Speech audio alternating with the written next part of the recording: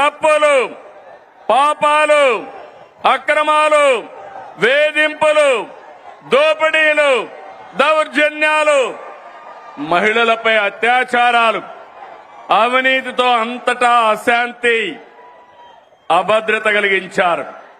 93 కేంద్ర ప్రాయోజిత పథకాల్ని నిలిపివేశారు. నిరుద్యోగం, గంజాయి, డ్రగ్గులు తెచ్చిపెట్టారు. 15 నెలలుగా అనేక సవాళ్లను అధిగమించాం. ఒక్కొక్క అడుగు ముందుకేస్తూ పరిపాలన ఘాట్ని పెట్టే ప్రయత్నం చేస్తున్నాం. నిర్వీర్యమైన వ్యవస్థల సరిదిద్ది మాట ప్రకారం అన్ని పథకాలు మారుస్తున్నాం. అందులో భాగంగానే పేద మధ్యతరగతి ప్రజల జీవితాలు మార్చి సూపర్ 6 అమలు చేశాం.